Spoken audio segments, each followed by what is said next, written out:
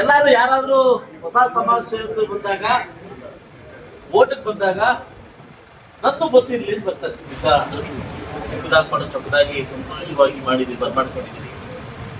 ಏನಿವತ್ತು ಸುಂದರವಾಗಿರ್ತಕ್ಕಂಥ ಈ ಭಜನೆ ಮಂದಿರವನ್ನ ನವೀಕರಣ ಮಾಡಿ ಬಹುಶಃ ಮುಂದಿನ ದಿವಸದಲ್ಲಿ ಭಜನೆ ಮಾಡ್ತಕ್ಕಂಥ ಕಾರ್ಯಕ್ರಮ, ಅಯ್ಯಪ್ಪ ಸ್ವಾಮಿ ತಿರುಮುಡಿತಕ್ಕಂಥ ಕಾರ್ಯಕ್ರಮ, ನಮ್ಮೆಲ್ಲ ಓಂ ಶಕ್ತಿ ಮಾಲೆ ಹಾಕಂತ ಕಾರ್ಯಕ್ರಮ, ಇದೆಲ್ಲ ಇಲ್ಲಿ ಯೂಸ್ ಆಗಲಿ ಅಂತ ಕೇಳ್ಕೊಂತ ಇದ್ದೀನಿ.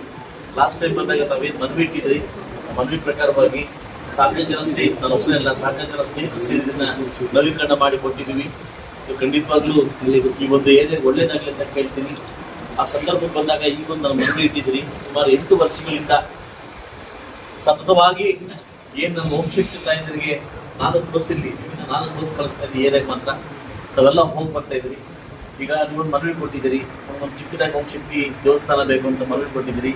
ಈಗ ಅಪ್ಪಿ ತಪ್ಪಿ ಏನಾದರೂ ಈಗ ನಾನು ಮೀಡಿಯಾದಲ್ಲಿ ಓಂ ಶಕ್ತಿ ದೇವಸ್ಥಾನ ಕಟ್ಸ್ಕೊಡ್ತೀನಿ ಅಂತ ಹೇಳಿ ನಾಳೆ ಬೆಳಗ್ಗೆ ನನ್ನ ಮನೆಯಲ್ಲಿ ಕ್ಯೂ ಇರ್ತಾರೆ ಏನಲ್ಲಿ ಅಂತ.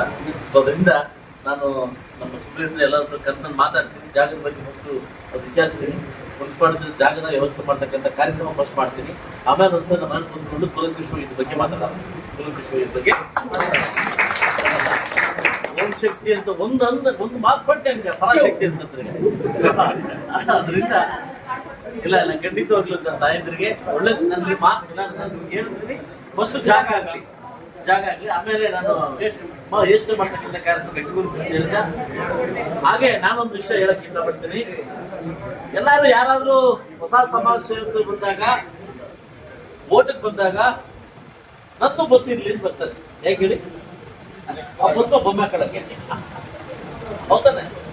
ಆಗ 8 ವರ್ಷಗಳಿಂದ ನಾವು ಮಾತು ಕೊಟ್ಟಿದ್ದೀವಿ, ನನ್ ಗೆಲ್ಲಿ ಸೋರ್ಲಿ ನಾನು ಮುಳಬಾಗಿಲು ತಾಲೂಕಲ್ಲಿ ನಿಮ್ ಜೊತೆ ಇರೋ ತನಕ, ಆ ತಾಯಿ ಆಶೀರ್ವಾದ ಇರೋ ತನಕ ನಾನು ನಿಮ್ಗೆ ಕಳಿಸ್ತೀನಿ ಅಂತ ಇವತ್ತು ಅದೇ ಮಾತು ನಿಮ್ಗೆ ಕೊಡ್ತಾ ಇದ್ದೀನಿ.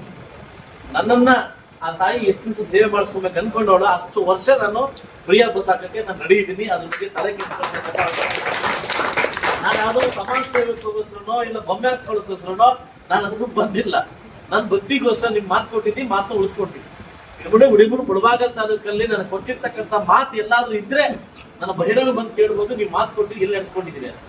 ನಾನು ಮಾತು ಕೊಟ್ರೆ ನಡೆಸ್ಕೊತೀನಿ, ಮಾತು ಕೊಟ್ಟು ಸ್ವಲ್ಪ ಡಿಲೇ ಕೊಟ್ರೆ ನಡೆಸ್ಕೊತೀನಿ. ಸೊ ಅದರಿಂದ ಇವತ್ತೇನು ಅದ್ದೂರಿಯಾಗಿ ನಾನು ಸ್ವಾಗತ ಬಯಸಿ ನನ್ನ ತಾಯಂದಿರು, ನನ್ನೆಲ್ಲ ನನ್ನ ಕಾರ್ಯಕ್ರಮದ ಲೀಡರು, ನನ್ನ ನನ್ನ ಸಂಘದವರು ಹಾಗೂ ನಮ್ಮ ನನ್ನೆಲ್ಲ ಪ್ರಮುಖ ಲೀಡರ್ಸ್ ಕೂಡ ನನ್ನ ಸ್ವಾಗತವನ್ನು ಬಯಸಿದ್ರಿ.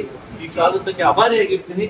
ಖಂಡಿತವಾಗ್ಲಿ ಮುಂದಿನ ದಿವಸ ಕೂತ್ಕೊಂಡು ನಾವು ಚರ್ಚೆ ಮಾಡಿಕೊಂಡು ಮುಂದಿನ ಅಭಿವೃದ್ಧಿ ಏನ್ ಮಾಡ್ಬೇಕಂತ ನಾನು ನಿಮ್ ಜೊತೆ ಇರ್ತೀನಿ. ನಾನು ಮಾತು ಕೊಟ್ಟು ಹೋಗ್ತಾ ಇದ್ದೀನಿ. ಅದು ಒಳ್ಳೆಯದು.